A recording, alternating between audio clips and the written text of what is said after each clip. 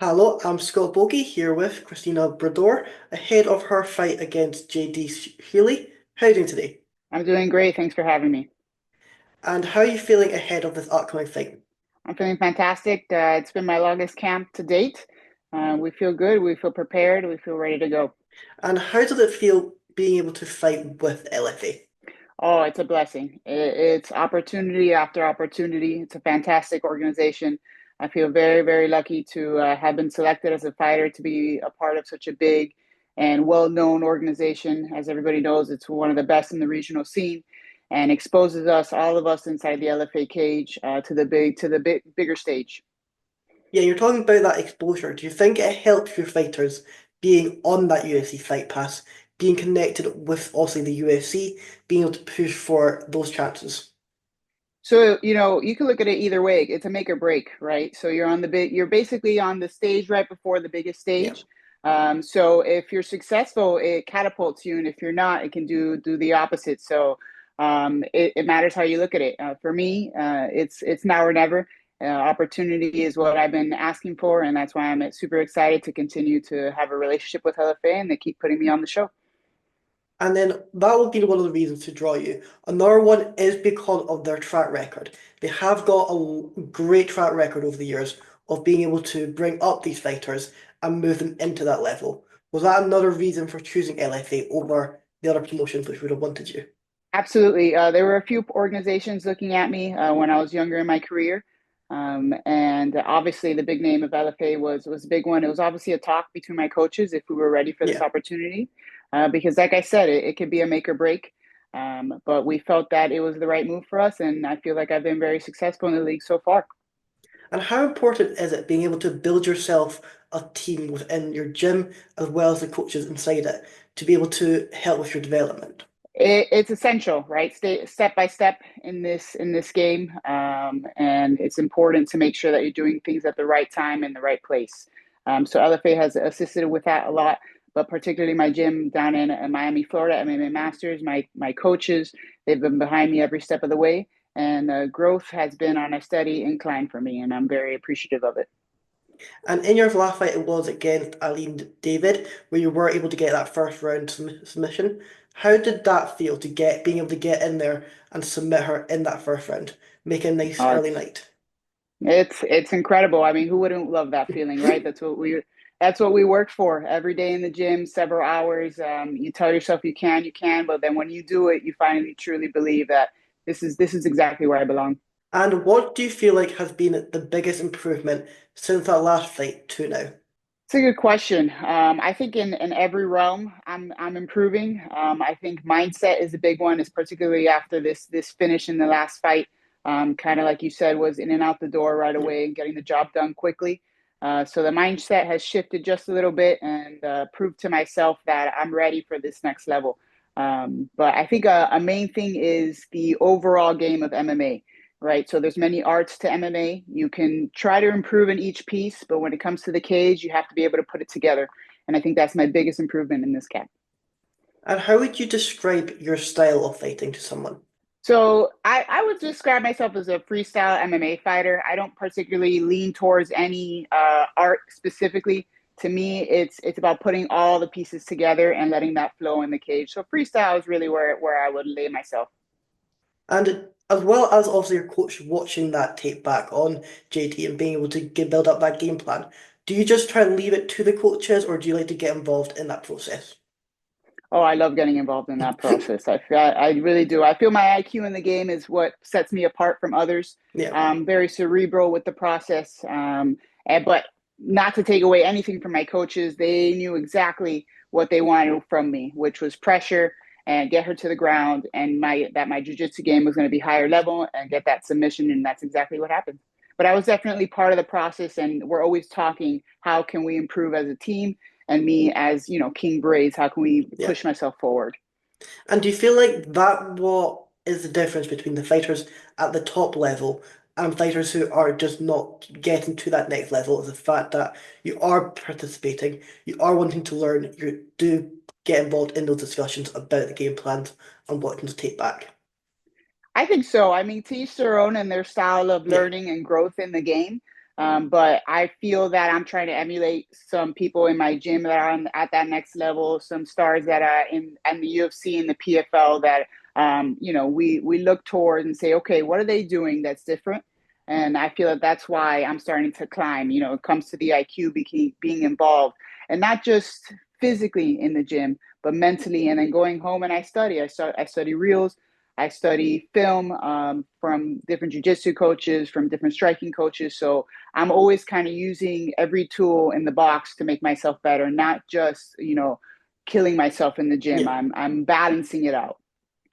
And how, like you were talking about with the PFL, they do have a different style of organization as the UFC and LFA, where they do have that tournament style throughout the year. What do you prefer? Would you prefer just these one-off matches and you can kind of decide when you come back, or do you prefer it having these tournament styles, having specific dates on when you are going to be back in there? That's an interesting question. I think the PFL and UFC kind of almost cover all the realms of what should Yeah, be the sport because what the PFL does with the tournament style is super exciting, especially for someone who's competitive, particularly for the fighter that is sometimes considered the underdog or maybe not as popular, but their skill is super high level. The tournament is perfect for them, right? Because if you win, you earn yourself the next step, yeah. right? But obviously, everybody wants to be part of the UFC. I want to be part of the NBA of MMA, right? So either or, it works for me. I think both leagues are super exciting, and I hope to see myself there in the future. And do you feel like is no longer just one or the other? A lot of big names are still going to both brands. I know you did Yes. have with Kayla Harrison, she made the transition from the PFL to the UFC. However, you do have a lot of names now, which in just the Europe side, Paul Shoes, he did choose the PFL side over the UFC. Do you feel like it's now more of a difficult choice of which one to go to? You really do have to balance it up. So interesting enough, the PFL, I think it's a super attractive league. I agree with you by that both leagues are kind of up there and pooling the names at this point. It's not just one or the other.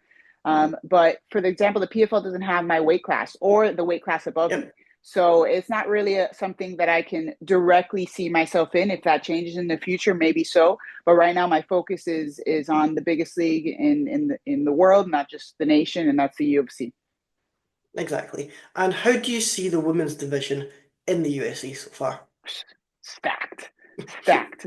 But that's the exciting part about it because if I get, not if, when I get to that Yeah, level, I'll know, okay, I belong here because it's not that these girls are just willy-nilly. That division is stacked. It's super exciting. People love to watch. For example, this weekend the belt is on the line. I yeah. cannot wait to watch. Super excited for that fight. And I love it. I love every part of this, not just as a fighter, as an athlete, but also as someone who's a spectator of the sport. I enjoy every aspect of it. And do you feel like you're saying the belt is on the line? Do you feel like we are now seeing some weaknesses in Willie's game over the last couple of fights? She was coming into those fights almost untouchable, but we're now slowly starting to see one or two weaknesses where you could capitalize on.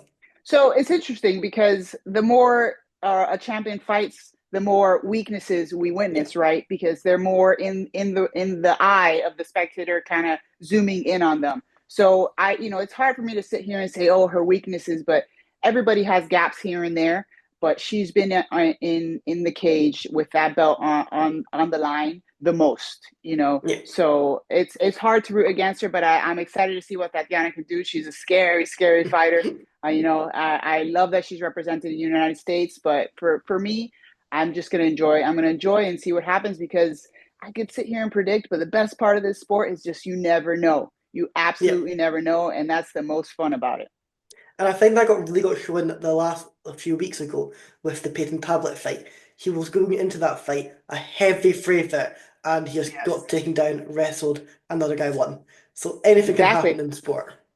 Yeah, that's the beauty of it. You don't have it, for example, going back to basketball, you don't have a huge lineup of 20, 15 people on the bench waiting to change it up. It's just you and that other person across the cage and who knows what's going to happen. You can because here's the thing, right? Everybody goes through camp. Everybody's working hard. Everybody's eating right. Everybody is trying to do the best they can do. But if you don't show up that one day for those 3 rounds or those 5 rounds, it's anyone's game. And like you were saying earlier on, that the women's division is stacked. That's how you want it. You want it to being a stacked division where you can see yourself slowly going up, but it's in that tougher weight with all these all great competitors. Instead of having a weight class whereas there is a few good people, but it's not very, and you can go up faster. It's better to fight the best to become the best. Yeah, absolutely. So I think that goes back to why we ended up as a team and my coaches ended up recommending me to go ahead and choose LFA. And it's because if we're going to do this, we're looking for the top of the line. So it's exciting that I'm part of a division that is extremely stacked. So when I get there, I know, okay, I'm some of the best in the world and I will slowly climb. And you're obviously fighting out of Miami. How big will it be for when the UFC does come to Miami later on this year? I mean, every time they come anywhere near Florida, it's an absolute explosion. When they've come to Tampa many times and Orlando area, when they come to Miami, it's huge. I mean, Miami's full of a lot to do.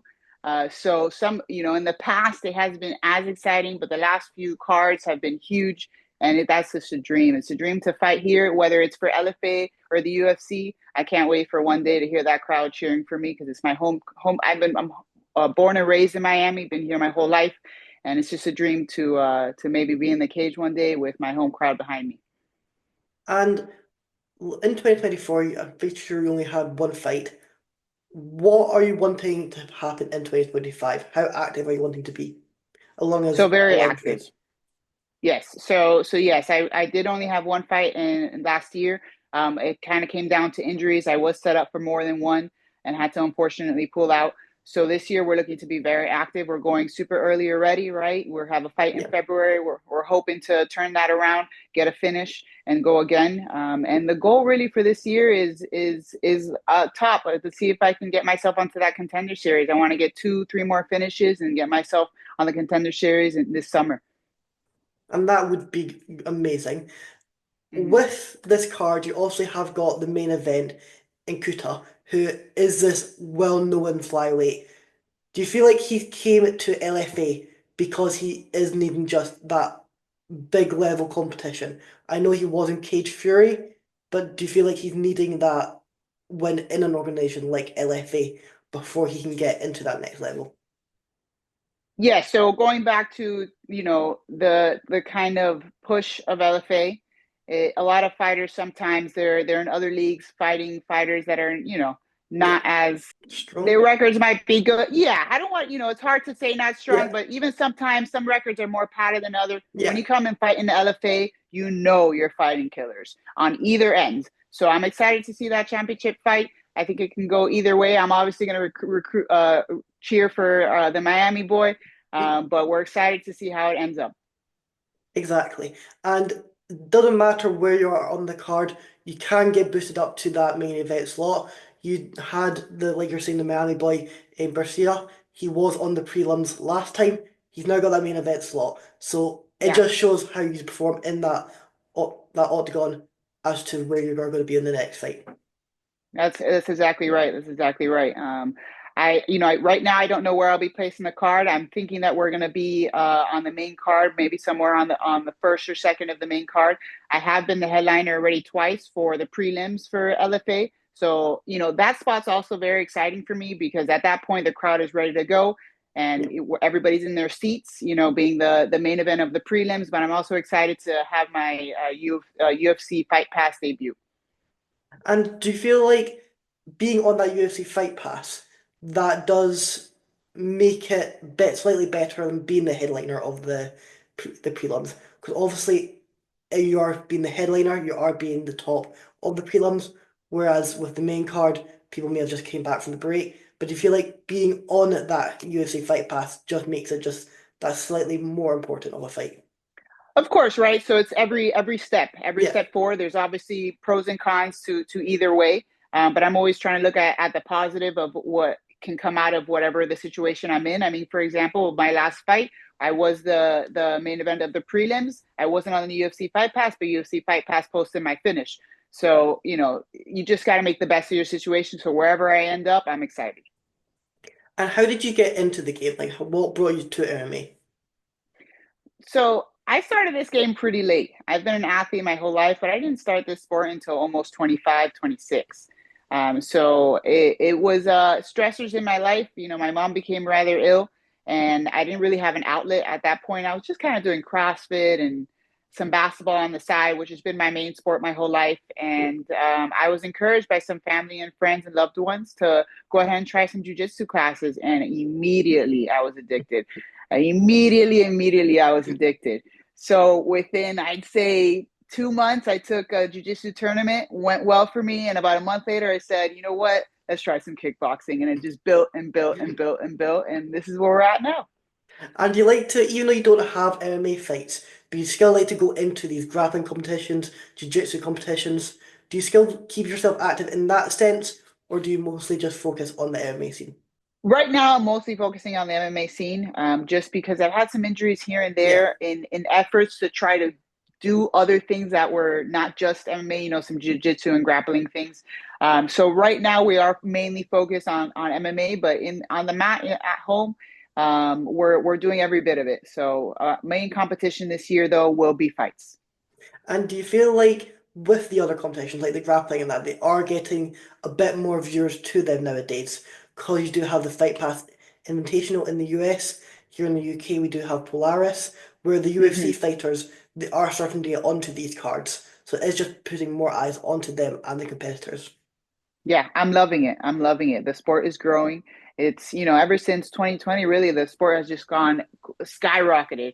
And I'm really excited just like you pointed out, I'm really excited that jiu-jitsu in particular is getting the big stage because I mean, that's human chess. It's Yeah, so entertaining, especially if you know what's going on. It's the most entertaining. So I'm really excited for maybe in the future that being in my future, but I'm really excited for everyone that's doing it right now, getting an opportunity to be exposed and making money at what they're best at. and if you were to sit here and pinpoint your highlight reel finish, either on the ground or on the feet, what would that be? For this next fight, Yeah, I'm hoping for a knockout for a second round, baby. Let's go.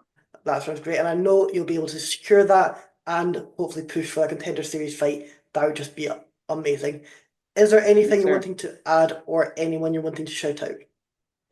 I want to take a moment to shout out to my coaches, Master Cesar Carnero and Daniel Valverde, Danny Chavez, and all my teammates back at home, my loved ones, and of course, Miami, always behind me. I appreciate everybody's support, and I want to thank you for having me on the show. I'm excited. I hope for health for my opponent. I want everyone to be healthy so that we can get in that cage and we can work at what we've been working so hard at. You know, it takes a lot to do this, so I always respect my opponents and we'll have a beer after. But during those 3 rounds, it's on. Exactly. And it's a fight you cannot miss come February 21st. Thank you for coming on.